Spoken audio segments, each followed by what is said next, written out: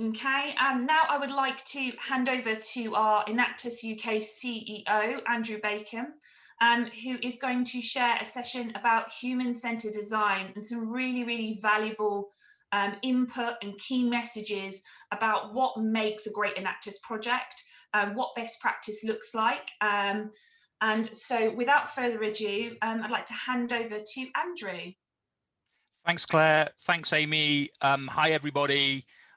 Big afternoon ahead. We really appreciate you applying your minds and committing your time to this really important session. And we're going to open up, hopefully, the importance of the learning and the takeaways and the actions that are going to follow from this session. I'm really privileged and honored to say we're joined by some great speakers, good friends of Enactus, Martin Galogli from SAP, who's going to be sharing SAP's insights on design thinking. Martin is also a final round judge of the national competition, good friend of Enactus. We've also got a leader in their field, leaders in their field with Alice and Jim. Jim's also an experienced final round judge, knows Enactus really well, real experts in their field. So I'm really looking forward to understanding and appreciating what they've got to say to bring to the discussions, and really to see the impact that it has on your confidence and your ability to go forward, to do something which is really important. And in the next 40 minutes, I'm going to give you an introduction as to why, as Enactus leaders, whatever your role is in the committee or as a project leader, why you should really be invested in how your projects impact people. This is really the essence of what Enactus is. So as people say, what is Enactus? You know, at its core, it's about addressing real needs, real people, real issues, and taking action, and not just coming up with ideas. What I hope to do over the next 40 minutes or so in this initial session is to give you some insights, to give you some pointers, some heads up to some of the issues in the past, some of the best practice, some of the good things you can do, some of the things you can take away. But this is not the beginning and the end of these topics. What we really want you to do is to be inspired by what has an impact on you, and give you the opportunity really to empower you to take the resources and all of these slides we hope that you use in some way or another with your teams, and take them into your own team environments. We really want to empower you with this knowledge to go and engage with your advisors, with your team members, with your mentors, with your coaches, and really take the information we're giving you. And also, as Claire mentioned earlier on, this is just the first of many sessions that we're hoping to run with you in more practical terms, working with individual teams or groups of teams on individual projects. So don't be downhearted by the amount of information that we're going to be sharing with you, but really there are some key critical success factors that we're really going to talk about, some key techniques, some key disciplines, some key approaches that are really at the heart of Enactus. I really hope that you get a huge amount from this afternoon. So if we start the session and move on to the next slide, couple of pointers really. We could talk for a week on leadership. I'm only going to talk for a couple of minutes. I'm just going to make one point to start off with, that leadership is not a position. It's not about a person. It's not about the leader of the team. Leadership is collective. And one of the most important things you can do as a leadership committee is really invest time to understand as a team, how are you going to generate a culture amongst yourselves and in the wider team where people take collective accountability, collective responsibility. So it doesn't all fall on the shoulders of one individual. As a leader, this is one of the most important things you can lead, and this will benefit you for the rest of your career. Just practicing it, learning by your mistakes is going to be an incredible contribution to your employability. Let me give you some clues, some of the things that are really important in the very early stages of your Enactus team development under your new leadership. Really try and get to grips, certainly as a committee, if not as a wider team, with where are you leading your team? What are you trying to achieve? How will it look and how will it feel when you get there? Probably, like most teams, it will be a combination of goals and ambition and things that you want to achieve, from great team experiences, individual objectives in terms of developing employability, maybe the social side, the well-being side of a great society working and collaborating really well together, achieving great things. It might be a combination of the ambitions that you, as a team, you have for making a difference in your community, for having an impact. And of course, for many, not everyone, it might also be for winning competitions, but competitions are not all about the team that won. It's also about the experience and the developmental opportunities that you have, that you develop by working to briefs, working to presentation targets. You don't have to be on the stage to be competitive. You can really enjoy and derive lots of benefits from entering lots of competitions. And we have a lot of competitions within the Enactus program. And so as a team game, this is really about everybody developing, everyone moving forward, everyone contributing to leadership, no one feeling isolated. So as we move on to the next slide, key message here is, don't let leadership become an individual role and responsibility within your team.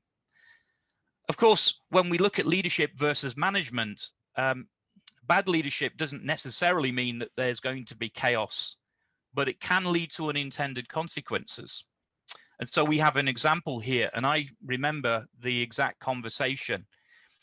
There was one team that had transitioned from one year to the next. They had less than 25 team members, which always makes us a little concerned in terms of sustainability. And the decision of the committee right at the start was, well, we need to downscale.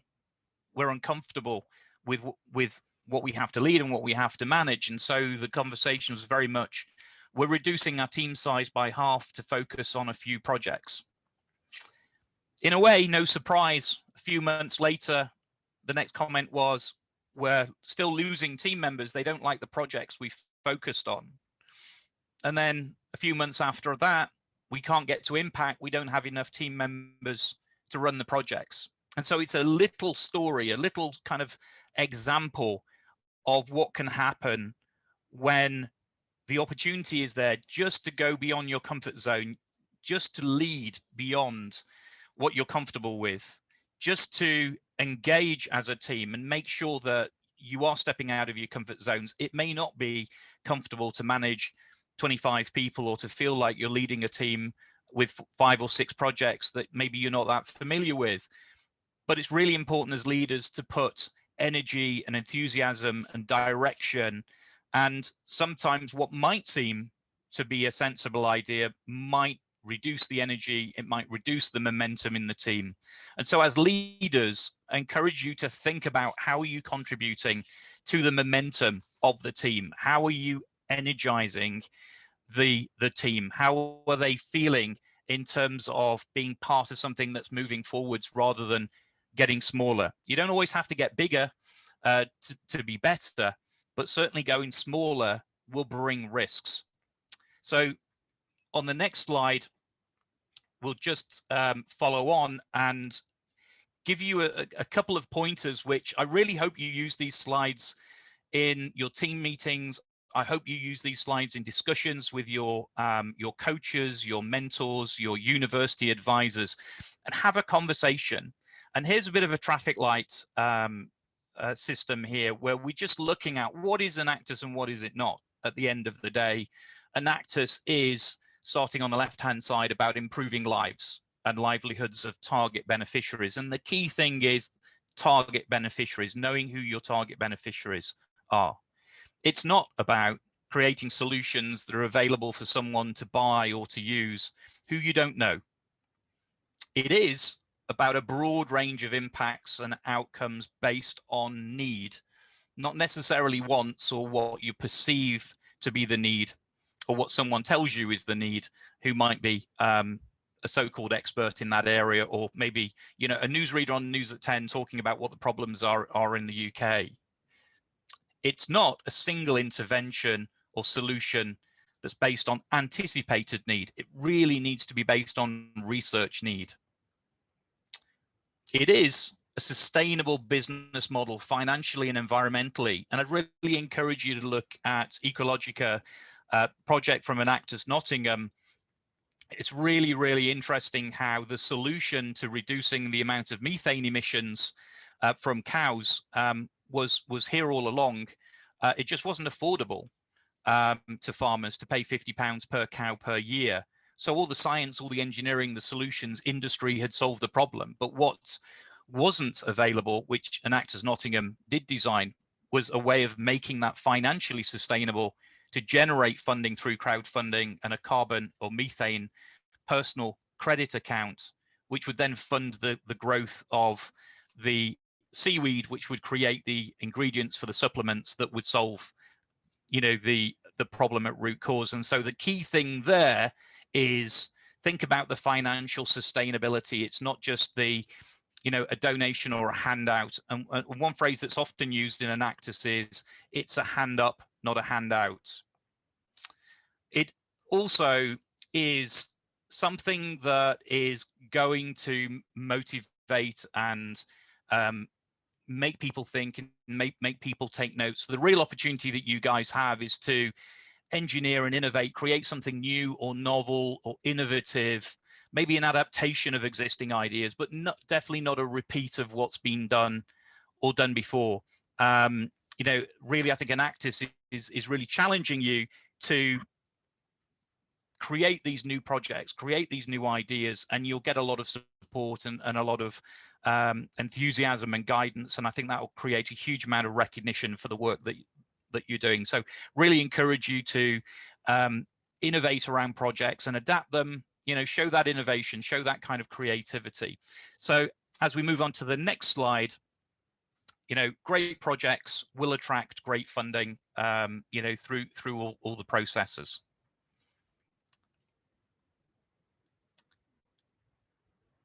So one question for you as a leadership committee for the team, you know, what is your call to action?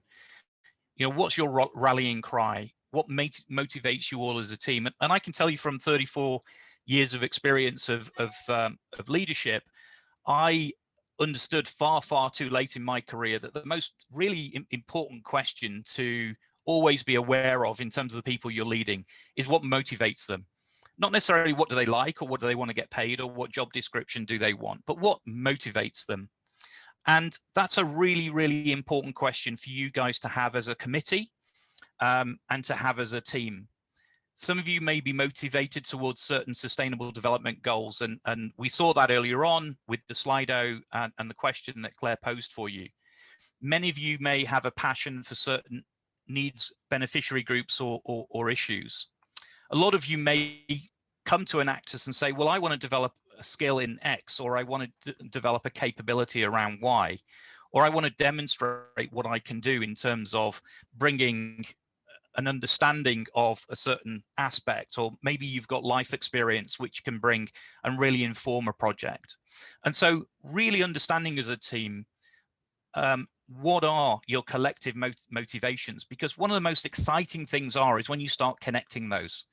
That's when your call to action, that's when your overall rallying cry, when your overall purpose as a team becomes clear. And one of the things we love to hear from Enactus teams when they're starting their presentations is, what are you about? You know, what are you trying to solve? What are you addressing? What's your team really here for? And it's that diversity of calls to action, which is really great. So as we move on to the next slide, really consider the opportunities that you've got to have that conversation.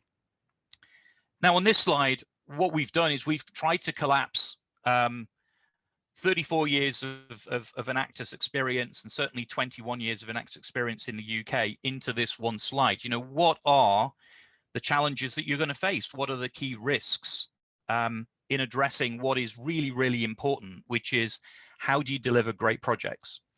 And so we're going to cover 6 separate areas. Some of these are considerations for you in terms of how you act as a team. Some are things that you're going to have to be aware of from your team members and the way in which it might impact the development of projects or the implementation of projects. Some of the things are just warnings about making sure you don't go out of scope and consume all your resources and miss your objectives. Other things, it's about how you focus on the right parts of the project at the right time. And we'll finish off by talking about empathy, which will be a great link into design thinking. And I think along with design thinking and everything you're going to hear from Alice and Jim a little bit later, I just really, really want to highlight how important these are in terms of employability. So probably what you're going to be learning, not today, but in the application of what you take away from today, is going to give you some of the most valuable experience that I guarantee you'll be talking about in assessment centers and interviews, you know, in the next few years to come. So if we start with the first risk or opportunity, whichever way you look at it. In 2 slides, I'm going to give you a real summary. I mean, you know, normally you spend a whole week talking about this, so it's a real condensed perspective. But it's so important that I talk to team leaders all the time about this, and I've never ever had a team leader say anything other than, wow, that's really making me think. I can see that in my team. That's interesting. I think we need to go away and talk about it. And so what I'm presenting to you here is the fact that within your team, with the people that you're going to work with across society, there are 4 types of individual. And if you're an occupational psychologist, you'll be very familiar with Carl Jung, and that's the science and the research that this is based on. But senior leaders in business study this approach. And it's really, really impactful and beneficial, you know, once you're able to practice it. Knowing it is not the answer. Being able to practice it really is. And so we start with blue. People who really fit in the blue category are great executors. You know, they make stuff happen. You delegate to these people. They bring a real can-do energy to any team. They kind of back you up with information that maybe you haven't got. You know, they've got insights. These are the people who are not necessarily going to be the people who volunteer. They're not going to be the people who ask all the questions in meetings. They're not going to be the people who get overly excited about big ambitions. They are people who are going to need to see things written down. They're going to need to see things specified. You know, blues really like plans. They like schedules. You know, they like to understand what the timing plan is. They like to know what is it, how are we going to measure success? They like things which are defined, and that enables them to really thrive and deliver a massive contribution. Let's talk about greens. Greens are not environmentalists. In this case, greens are, if you like, people. But greens are more about collaboration. They're more about supporting the collective contribution of the team. They care about what other people feel. They care about what people think. They care about whether everyone's contributing. They are great engineers of collaboration within the team. They're great engineers of mutual support to each other. Greens need to know that we're working to a set of values, and they need to know that it's something other than winning a competition. People who would be green really, really need to understand how they're impacting people's lives, how they're impacting society, how the team members are really benefiting from being involved in Enactus. And then we have yellows. People who would identify as yellow are really innovative. They're really creative. They really bring that innovation capability. These are the people who are going to really take you from understanding needs through the design thinking process, and you're going to generate lots of ideas and be able to rationalize those and build those into solutions and services. Yellows need to be involved. You can't exclude yellows. They want to be involved in everything. They want to contribute to everything. They really have a lot of energy to give. Reds are very comfortable with ambiguity. They're very comfortable with big goals, big targets, looking over the hill. They bring ambition, they bring confidence, they bring determination, they bring direction, but they're not necessarily a lot of detail, but they bring that kind of energy.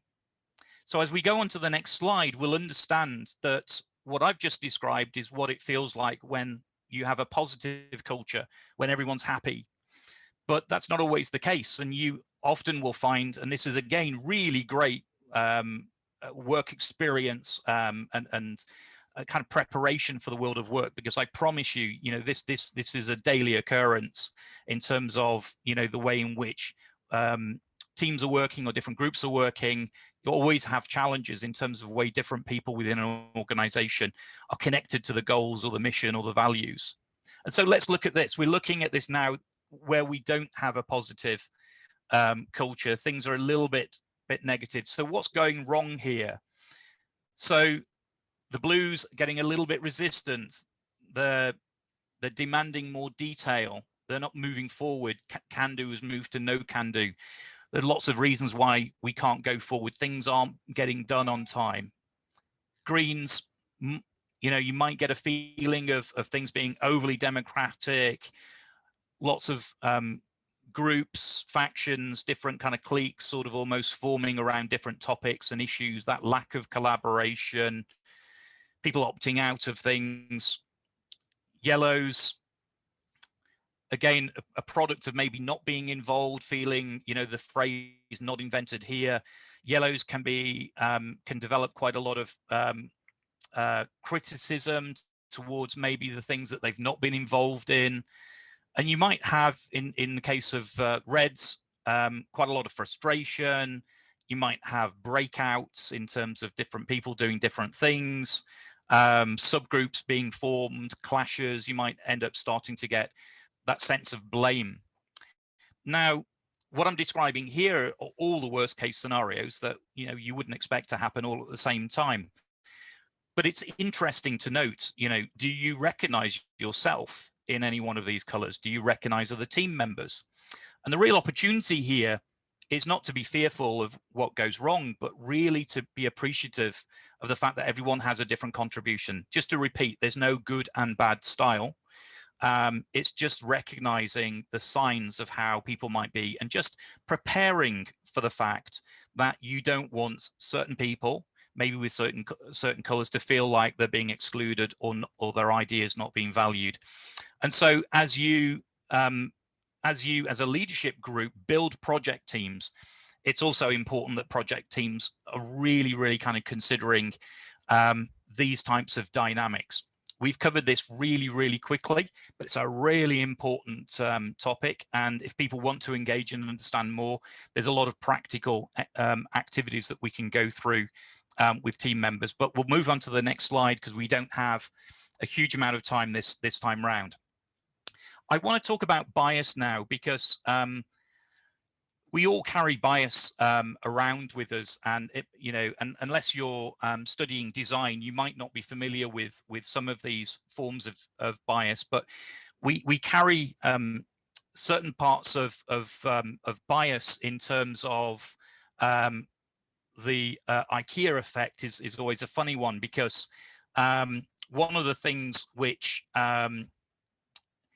you know, I think we've all done is when we've individually placed so much value on what we've designed or built or investigated ourselves, that what we actually do is we become very narrow and protective, and we get emotionally over-invested in what becomes a pet project. And so as a leadership team, it's really important to spot those kind of pet projects, developments or cultures within the team, and to really ensure you're doing all you can to bring in a diverse range of project team members, different interests, different contributions. Make sure you've got that diversity. It's very easy for a team just to develop, you know, and progress really well, but you know, the scope of that project. So looking for pet projects, you know, that kind of IKEA effect is really important, and something just to reflect on going forwards. On the next slide, we look at another bias, which is a type of bias where we focus on what's familiar. And in terms of developing projects, you know, the phrase that's often used, you know, if you've got a hammer, everything you want to hit is a nail, and that's all you see. And that limits the kind of creativity. We have an Enactus version of this, and it's about workshops. And it's where teams fall into the trap of thinking that the solution to everything is a workshop. And we see projects being developed, and that constrained thinking tends to limit the creativity in other areas. And so it's really, really important that you don't create that nail or that hammer and nail relationship and you become narrow and the solution is quite narrow. And applying design thinking will really, really help you going forwards. So on the next example,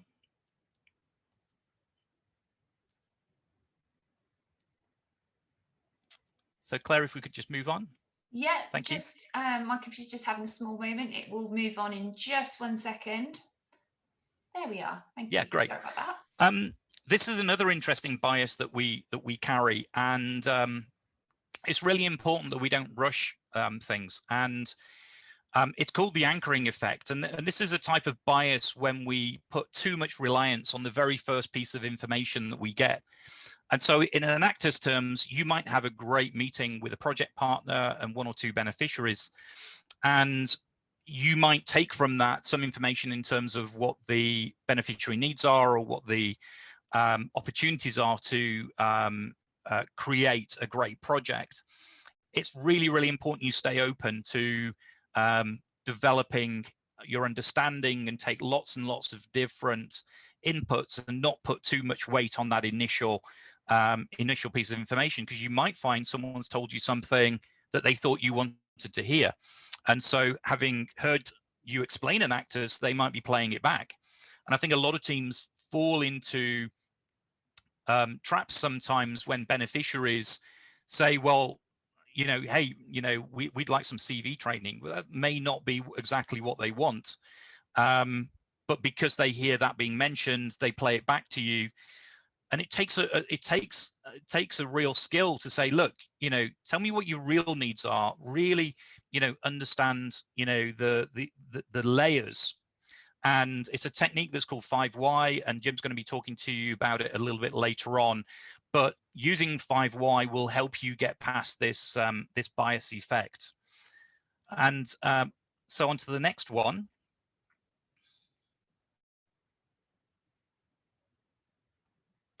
This is a phrase my team know that I say a lot, which is, you know, don't set out to boil the ocean. I think, you know, we encourage lots of ambition and we encourage as much innovation and creativity as possible. But what we do say is that it's really, really, really important to aim to improve the lives of one person first. You can save the world the second week, but really aim to help one person first. And this is all about not boiling the ocean. And this image is a common image. Again, if you study engineering or design, you're probably familiar with the term minimum viable product, or MVP. And we talk about a minimum viable person. You know, how can you help one person initially? And so the 2 examples here basically illustrate the fact that if someone needs mobility, it's a lot better to give them a skateboard really, really quickly than to give them a very well-designed wheel of a car that you can't actually use. And then if you rapidly develop that concept into a scooter, you've got better mobility, whereas 2 wheels and a chassis isn't any good because it's way too heavy to move. You're not going to have any mobility there either. And then developing through a bicycle and then a motorbike and then eventually getting to a car, it's about that learning process of experiencing what are the needs around each stage, rather than building a kit when it might take you a number of years before you even get to the point where you improve or even engage with your beneficiary. And so this is a really, really important prompt, I think, and I really encourage people to use it and to talk amongst their team members and say, hey guys, let's just make sure we don't boil the ocean. Let's talk about how can we improve in a meaningful way, how can we achieve the objectives so that we can learn from that process and we can really invest in the second stage in development. So we really want you to be having an impact as soon as possible. You shouldn't be waiting until February or March to have an impact. So I think as we go on to the next slide, a principle that a lot of people might recognize, put really, really simply, we want you to spend all the time you possibly can on understanding needs and understanding the requirements of your beneficiaries, and spend a lot less time designing and developing a solution. Actually, the solution will come. It's far more important to really have a good understanding of your beneficiaries, of your needs, the context, the way in which the project's going to be sustainable, etc. The actual ability to execute the project is usually a lot quicker than you think, but you can't go backwards. Once you've moved into production, it's going to be really, really hard, much harder to do that. And so we really encourage you, feeling comfortable as a culture, to spend more time really understanding, or time or resources, really understanding the beneficiary needs. And so just before we move on to the next slide, you'll have heard these phrases: measure twice, cut once. But then you also hear the phrase, I only need to read the instructions if something goes wrong. And that's normally part of the problem, the instructions being, in this case, the understanding of your beneficiary needs. Now, what we have here are our issue cards. And these are cards which are really good to play games with. Seriously, we've had teams create really good sort of team building sessions amongst the committee, or welcoming new project team members as part of the welcome event. And this enables you to gamify that conversation, which is just to sort of understand, where are people coming from? What are their interests? And so the game is, up to you, but a lot of the time teams just challenge their team members to really campaign for 5 minutes on behalf of their issue card, and win prizes for who can either win the argument or give a really good case. But the real byproduct is you've got a conversation. People are talking about key issues like homelessness and cybersecurity and all the issues that we have. And we're really proud of our issue cards, and they're even being used really, really successfully in our schools program with Year 9 students and Year 7 students and Year 8 students, and they really enjoy them. And so I really, really encourage you to use these as early as you can as part of your project ideation stage. And I think what you'll find is you'll really get people coming together with a lot of different ideas and passions and capabilities. So if we move on to the next slide. As we bring this together, I just really want to talk about empathy. That's the starting point. It's also the ending point as far as leadership is concerned. Really, if you want to develop as a leader, if you want to be part of a culture which is characterized by really strong leadership across a team, if you want to enjoy that, it all starts with empathy. Now, this is a tool, this is a resource as part of the kit. This is what we want to see. This is what all the mentors want to see. This is what the coaches want to see from a project. It's too easy to talk about a project and start talking about reducing plastic or food waste very, very quickly. But what everyone's really wanting to understand is, what problem are we trying to solve? Who are we trying to help? Why do they need help? And so a lot of teams, in my experience, often spend a lot of time creating questionnaires and trying to find the right questions. And really the right questions are the simple ones that are on this page. Tell me about homelessness. Tell me about what it's like to be a refugee. Help me understand what your journey was like. What do I need to appreciate to help you? How can you help me help you more? These open questions are really the most powerful questions. And these empathy maps are really, really key for you to use for each project to test out, do we really know what the real needs of our beneficiaries are? And they're really useful tools. It's a brilliant skill set. I guarantee you this will lift your personal employability as well. It will create great experiences for you to talk about. And just to finish this off on the next slide, just in case you didn't think that I was right in putting so much emphasis on the importance of empathy, if you didn't believe me, the final slide, if you're a fan of Oprah Winfrey, should say it all. It should say it all. Leadership is about empathy. It's about the ability to relate to and connect with people for the purpose of inspiring and empowering lives. Oprah Winfrey didn't realize when she made this comment, she was describing Enactus. This is Enactus. If you want to know what Enactus is on one slide, this is about using leadership, empathy. It's about the ability to relate to and connect with people for the purpose of inspiring and empowering lives. And if you do that, you'll create a great experience, a great output, you'll have the satisfaction of being part of something incredible with incredible purpose.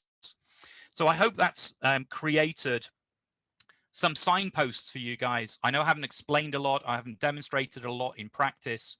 To the question, what color am I? I'm red with a little bit of yellow, but that's another story. But please do encourage you to really engage with your own team, explore your own colors, explore your own passions, explore your ability to really learn how to use empathy mapping. And I really, really hope, having covered this really gives you a good preparation for the sessions that are coming along. But do keep learning about this, do keep practicing it, work with us. This is the area we want to work with. If a team comes to us in March and says, for the first time, we need your help on our presentation, we can't really do much. But if you come to us next week, next month, the month after that, and say, hey, we really want help with empathy mapping around our team's beneficiaries, we're going to be incredibly motivated to help you guys, and we're probably going to have the time to be able to support you guys and give you a good start. We've got summer action. We've got a lot of opportunities for you guys to really get to the heart of your beneficiaries. And the thing that I always say, the starting block for developing empathy is just go and volunteer for with a charity or another social enterprise in an area that you're really interested in. Just experience. And that's one of the best ways really of developing empathy. Don't overthink it, just experience it and really reflect on those experiences. Claire, I'll hand over back to you. Well, thank you very much, Andrew. What an insightful first session, really sets the scene and shares those key messages with the network. I was really kind of focused on that sense of that call to action, that motivation, and for teams to really go away and kind of understand what that means for them. I think another really key point to bring out is the importance of empathy and empathy mapping an understanding of your beneficiary. And sometimes that process in the first instance can actually feel quite uncomfortable and feel like maybe you're attributing assumptions or stereotypes to that group, but it is such an important process, you know, to find that place of slight discomfort, to be able to really understand and kind of, you know, step into their shoes. If you do take one thing away from today, I think don't boil the ocean is a key message we would love for you to take on board. We see teams with all the best intentions in the world, often trying to do too much or to do too little, but for too many people. That whole process and understanding of minimum viable person and really transforming the lives of just one individual, and doing that really, really well is so much more valuable and impactful than trying to do a light touch approach with many different people. And then, of course, where you can integrate Oprah Winfrey quotes into how you approach Enactus, I think that's also a great touch.